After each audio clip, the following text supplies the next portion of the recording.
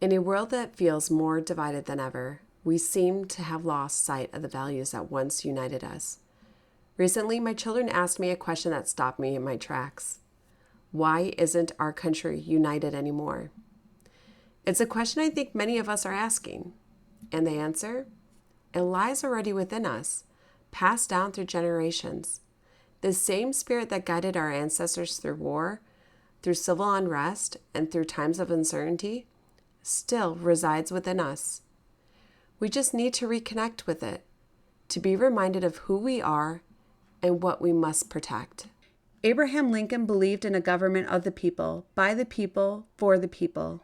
He warned us, though, by saying, "A house divided against itself cannot stand." Those words echoed in my mind when I told my children, we are divided because we've forgotten what we stand for. Welcome, friends, to Higher Holier History. I'm Jessica Taylor Robertson, and today I want to share what I've uncovered through the pages of history. In these challenging times, many of us feel lost, disconnected from the light that once guided us. But if we look back, we can rediscover that light in the words that inspired our nation: life, liberty, and the pursuit of happiness. These values are the foundation of our freedoms. These are not just words.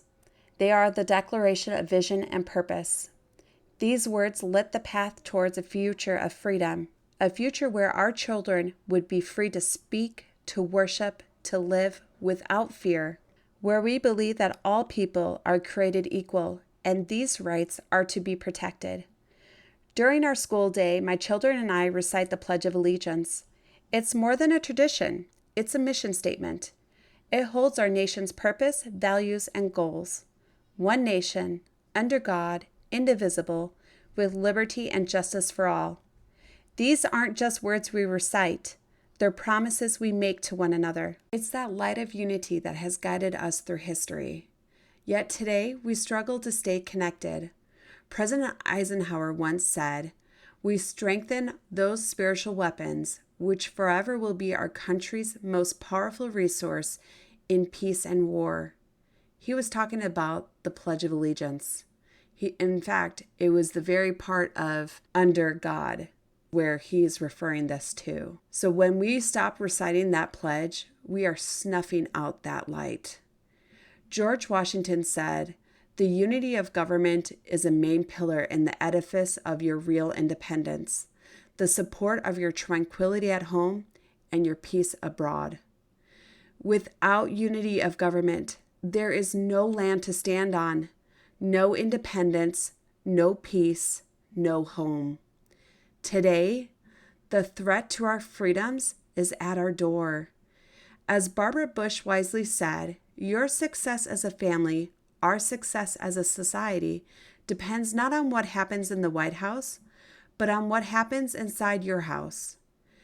Yet, I fear we are approaching what the Declaration of Independence warned us about, that to secure these rights, governments are instituted among men, deriving their just powers from the consent of the governed. That whenever any form of government becomes destructive of these ends, it is the right of the people to alter or to abolish it and to institute new government. Sadly, we've let our differences divide us. But as Martin Luther Jr. King reminded us, injustice anywhere is a threat to justice everywhere. This is why we struggle to stay connected. The beauty of a republic is that we're a collection of voices, backgrounds, and perspectives. From the very beginning, America was built by people who brought different traditions, beliefs, and dreams to one shared vision of freedom and justice. Unity does not require us to erase who we are. It requires us to respect who others are. We all have unique roles to offer our communities and bring so many rich talents and personalities to the collective whole, to build stronger communities and emulate that light that gave birth to our nation. President Eisenhower once reminded us, "A people that values its privileges above its principles soon loses both." So let us unite in those principles and in the light that inspires the words, liberty, justice, and freedom for all. It's time to remember what unites us. We must stand for each other, to take the time to get to know our neighbors and serve them. We should show love to people who are different in background and opinions. Let us work to be one in seeking out the light. Let us not create labels, but build bridges to create united communities. Focus on the bonds that hold us together in tough times. For the neighbor who comes when they see a need. For the communities that rebuild after a storm. These are the ideals our ancestors stood for. George Washington said, "The sacred fire of liberty is entrusted to the hands of the American people." My dear friends, we have that sacred charge to protect that fire, that light. Let us remember what we stand for. We stand for each other. We stand for the bridges that connect us.